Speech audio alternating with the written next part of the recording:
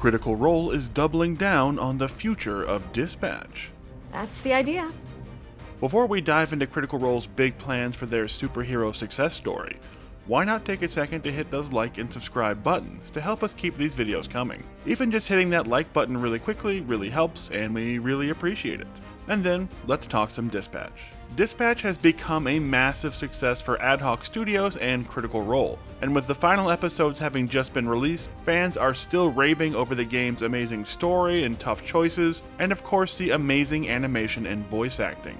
The game sold over 1 million copies by the time episodes 3 and 4 were coming out, and now that the game has released its final episodes, episodes 7 and 8, that 2 million units sold mark is clearly in its sight, as the game's concurrent player numbers have soared after every episode release on Steam, meaning more and more people are picking up the game, going from 12,000 concurrent players after the release of episodes 1 and 2, to a massive 220,000 concurrent players right now after the release of the final episodes, just dropped a day ago. That is just not something that really happens with video games, who tend to peak on release or right around release and then start tapering off. And that million units sold number, which is the last official number we have, was from way back when they were averaging about 30,000 concurrent players 2 weeks ago. So there is every chance that 2 million units sold mark is going to be hit any day now if it hasn't been hit already, and the devs say that their original 3-year sales goal could now be achieved in 3 months or less, most likely much less given these newer player numbers. The players clearly love this game, which has an incredible 95% positive review score over on Steam, and is currently sitting at the coveted universal acclaim rating over on Metacritic.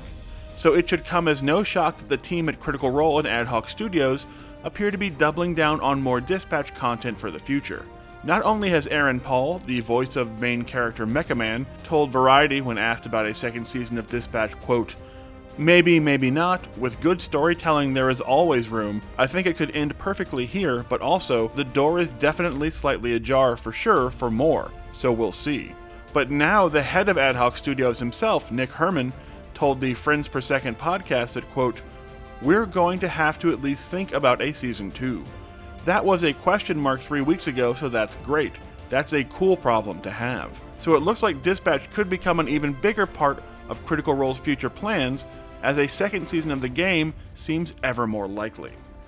We've already seen Critical Role promote Dispatch, which they co-produced alongside Ad Hoc Studios and features the voices of Laura Bailey, Travis Willingham, and Matt Mercer, with a special Critical Role one-shot using their Daggerheart rules.